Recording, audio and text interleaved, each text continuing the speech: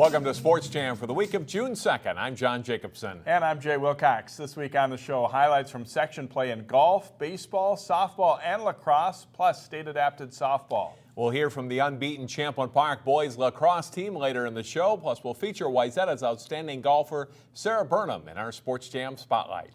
Let's get started with track and field. Wayzata's boys won the state true team meet last month. The Trojans have now qualified several individuals for this weekend's State High School League sponsored state meet. Highlights from day 2 of the Section 6AA meet at Wayzata High School. Boys 400 meters, Wayzata's Michael Smith with a 47.40, breaking a 15-year-old section record. Twin brother James is second. They go to state together. It's a race to the finish in the girls 4x200 relay as Minnetonka's Caroline Bowe edges Wayzata's Allie Dugan. The Trojan second place finish qualifies them for state. Same race on the boys side. Wayzata crushes the field. Mitch Walber bringing it home here for the Trojans. The field events, the girls shot put. Armstrong's Alexandria Hurst takes second. Her teammate Ashmira Patterson is the winner. Boys high jump, Hopkins' Terrence Bowers cleared 6 feet 4 inches for the win. He was also first in the triple jump and second in the long jump. Back on the track, the boys 100 meters, Hopkins' Shahid Hickman wins, with Armstrong's Evan McClellan second and Wayzata's Derek Wadnick fourth, and they qualify for state. Girls 400, Wayzata's Ruby Stauber had to overcome an injury this season. She wins the race with a time of 57.40. Here's what a trio of state qualifiers had to say after their events. I fractured my knee 3 months ago, so it's been a kind of slow process of getting to my best, but I think for state I will be there. I think I'm at my best in long and high right now, but I think I definitely have room for improvement in the triple. And I mean, I feel like I've peaked at the right time, and I feel confident enough to go into state with thinking I'm gonna win. You gotta thank all my teammates for working hard over the season and what we've done to overcome our challenges.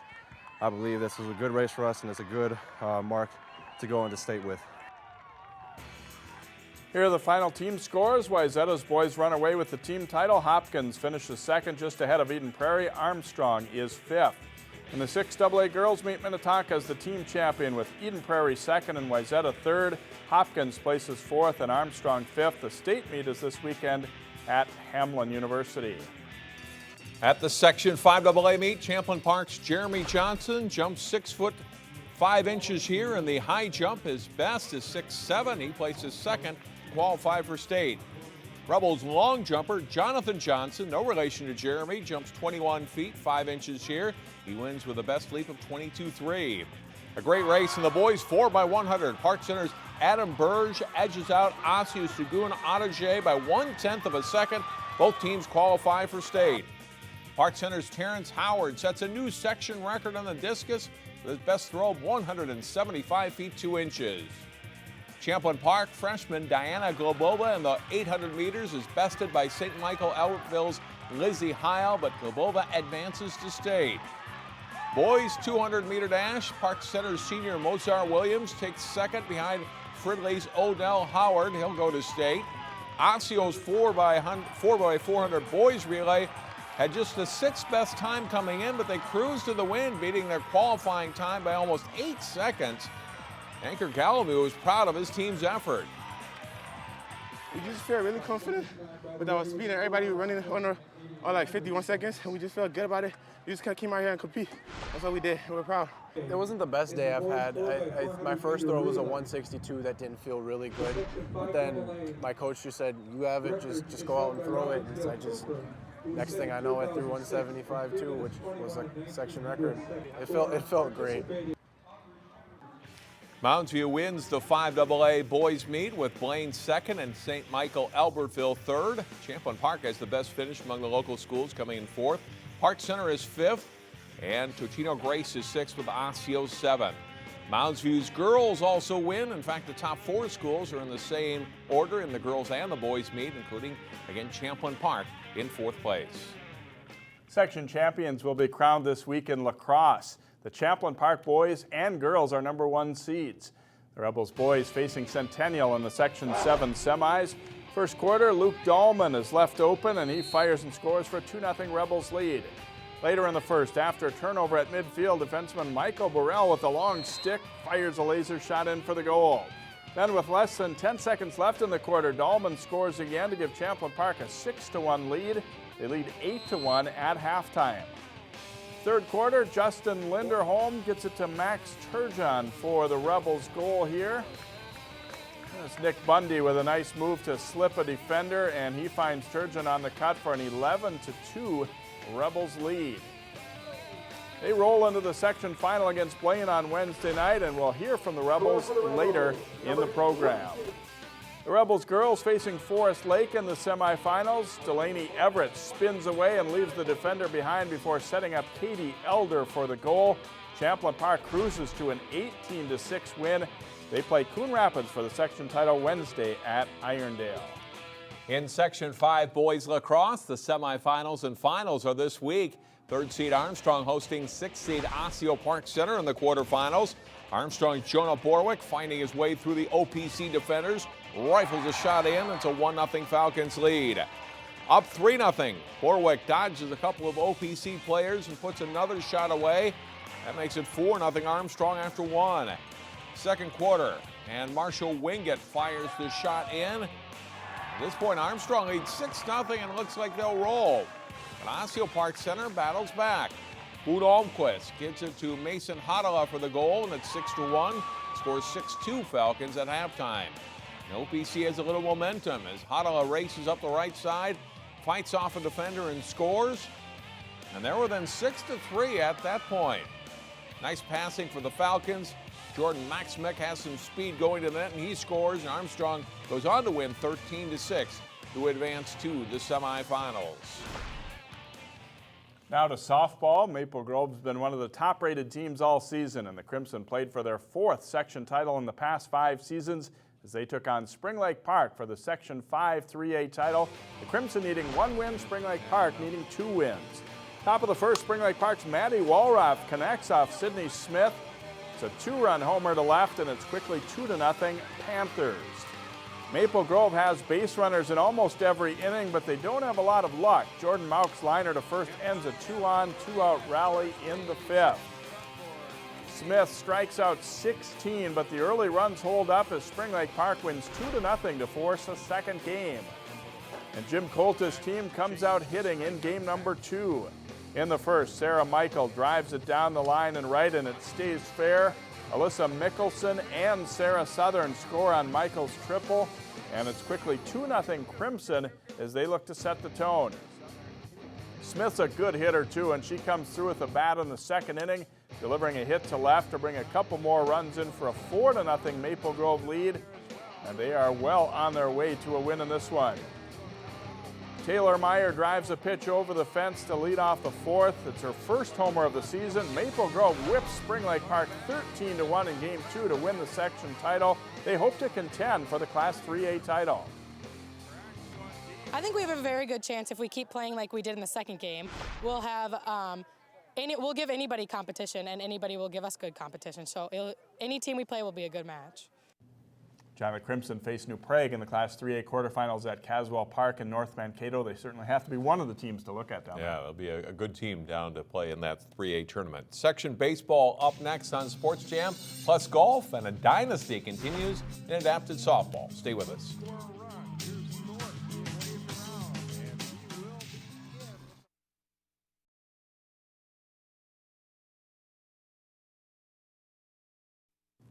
Welcome back to Sports Jam.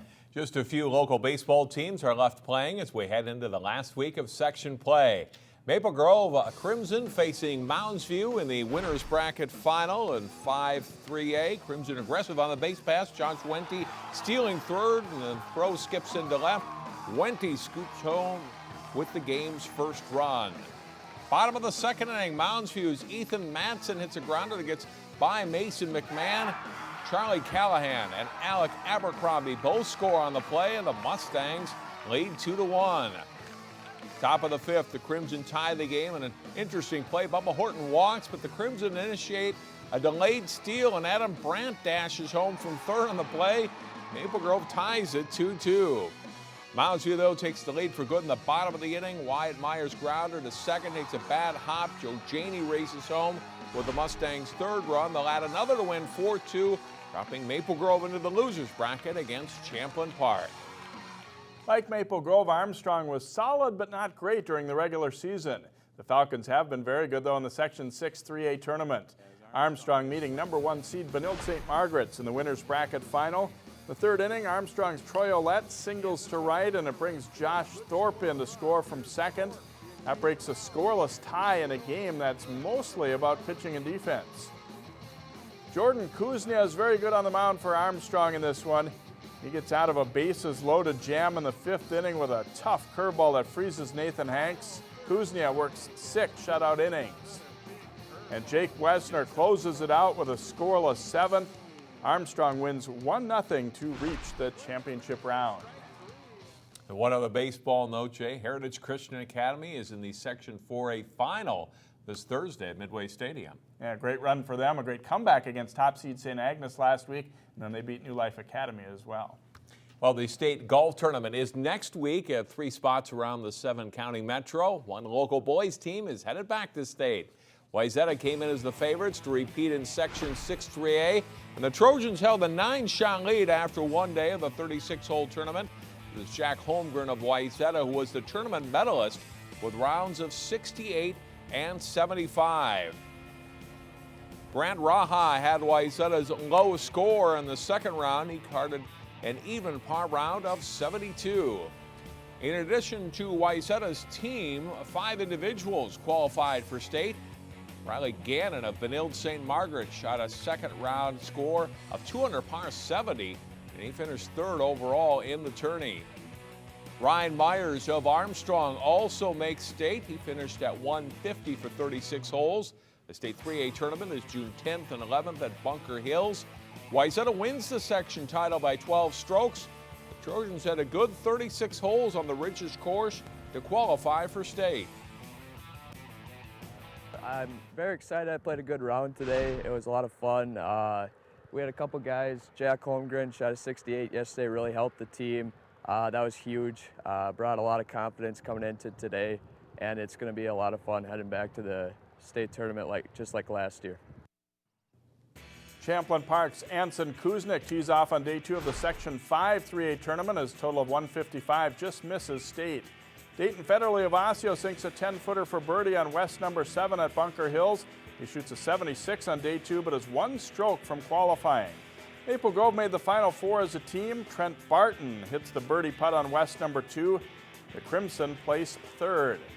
Zach Heiser of Osseo nails a long birdie putt on West number 7, but for the first time we can remember, no local boys in this section qualify for state. Champlin Park's Taylor Minger and Jillian Clausen of Maple Grove did qualify from the Section 5 3A girls tournament. It's state tournament week in boys tennis. 2 local teams and some singles and doubles players are set to compete.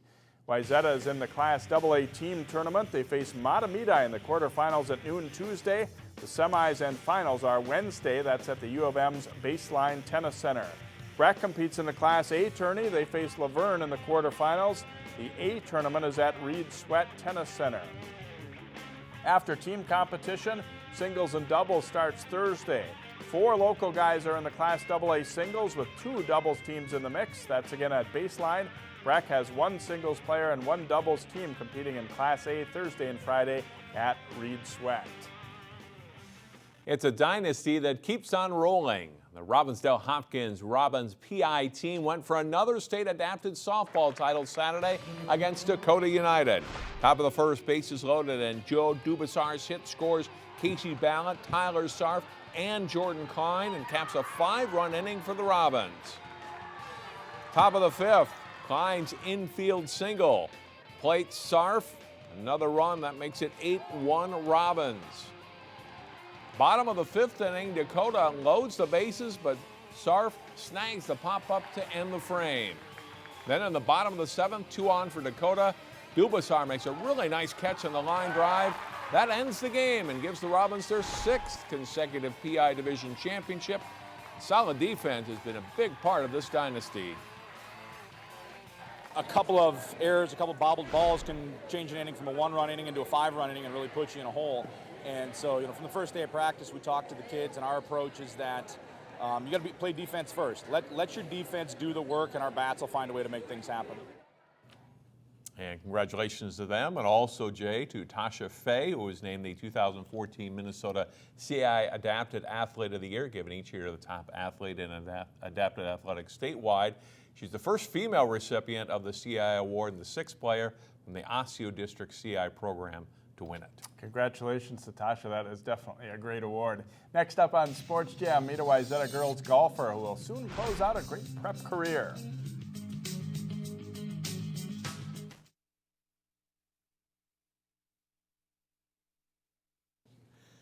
Both of Wayzata's high school golf teams will play in next week's state tournament at Bunker Hills in Coon Rapids. In this week's Sports Jam Spotlight, we meet a Wayzata senior who has helped lead the Trojans girls program to new heights. I basically tried every sport there was, and golf just seemed to fit with me the best. Worked out the best indeed. Sarah Burnham is the defending high school state champion in Class 3A. This from a player who got off to a slow start when she first picked up a club in third grade. I was about 9, and I played in my first tournament when I was 10. So yeah, actually, fun fact, I took dead last my first tournament ever, and I was just so upset. But then, I don't know, I kept going and it turned out to be a good sport for me. Wayzata coach Mike Schumacher knew he had a special player at Burnham's first practice as a 7th grader in March of 2009. In the golf world, the sound that the club makes on the impact of the golf ball means a lot. And you can tell how crisply, how solidly a ball is struck by the sound it makes. And the first ball she hit, I went, kid can play. And then she continued to do it over and over and over and over again. In those early years, Sarah said she was helped a lot by the older Wayzata girls. I remember back in 7th grade, Jess Kingston, she was the captain. She always helped me out, and she was just super nice to me, and it was awesome. And then going throughout my years, going freshmen, like Taylor Fontaine and Emily Erickson, they were captains back then as well, and they were just great role models for the whole team. As good as she is individually, Sarah believes in golf as a team sport at Wayzata. The team is awesome, and to be able to represent Wayzata is like a dream. It's a great school, great program, and I just have lots of fun with the team. Burnham's worked hard to improve her game, coming out to her home course of Rush Creek almost daily in the summer and working hours on end. My son and I play out here at Rush Creek pretty often, and numerous times we've come out, seen her on the putting green before we teed off, played 4.5 hours later, and there's Sarah on the putting green. And I'm not exaggerating, it's happened several times. That's the kind of impact she's had on our program. It's just her work ethic and her drive to be great, and it rubs off, it really does. Sarah says her mental game has improved too, pushing out distractions, and recalls back in 7th grade when Channel 12 came out to shoot highlights of a couple of Wayzata's tournaments. I was like, oh, there's a camera, oh my gosh, what do I do? It was really nerve-wracking at first, but I think I've gotten used to it now. She said, the camera's right there on the tee box. It makes me really nervous. And I said, well, Sarah, if you're gonna be this good, you're gonna have to get used to it. And there we go. It's not just high school where Sarah's enjoyed success. She plays several national qualifiers and local MGA events. In 2012, she won the Women's State Open, and last summer, the State Am. Accomplishments like that earned Sarah a golf scholarship at Michigan State University. Though quiet by nature, those who know her best say Sarah Burnham is a fierce competitor on the golf course, and the defending state champion admits as much. I really like playing in tournaments. Like, I love competition, and I love the feeling of, like, you know, almost like winning or shooting a good score. Like, it's a great feeling. Sarah says she will play in several Minnesota Golf Association events this summer before heading to Michigan State, where she plans to major in finance. Sports Jam returns in a moment as Jay talks lacrosse with the Champlin Park boys, plus our plays of the week.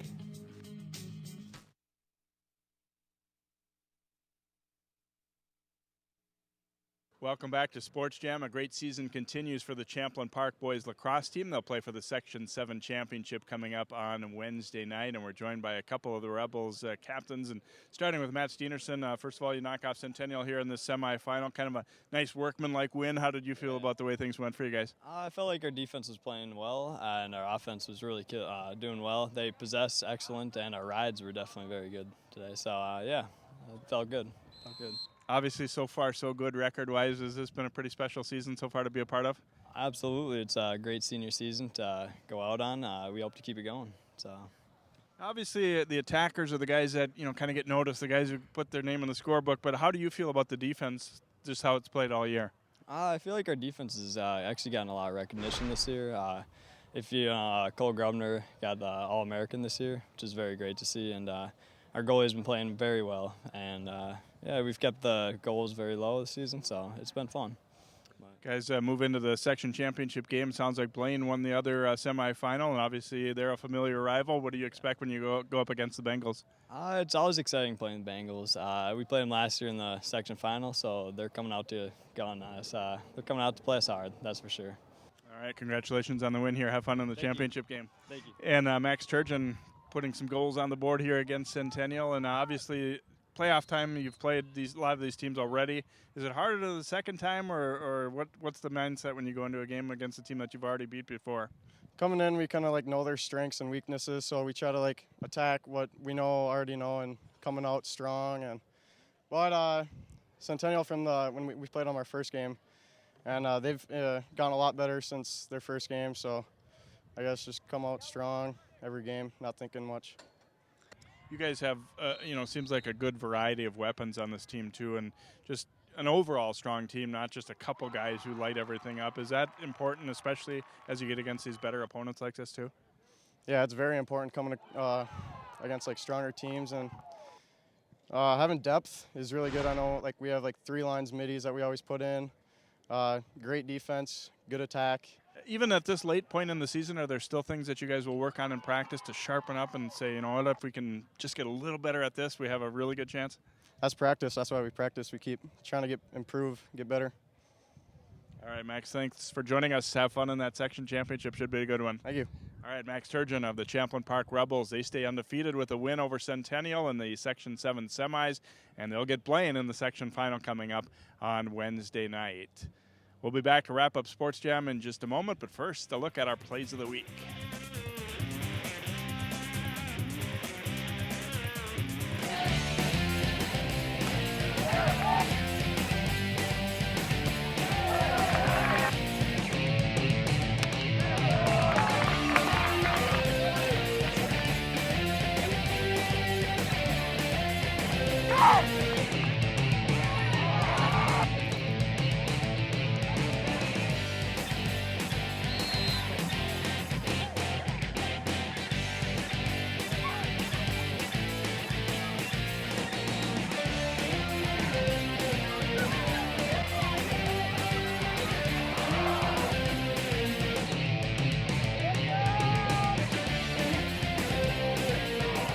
Pop-up, this will be a tough play, and did she make the catch? Yes.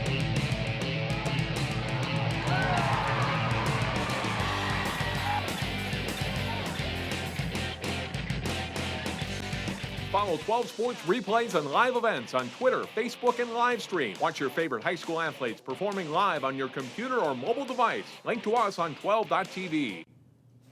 And that will do it for this week's show. Thanks so much for watching. See you next time right here on Sports Jam.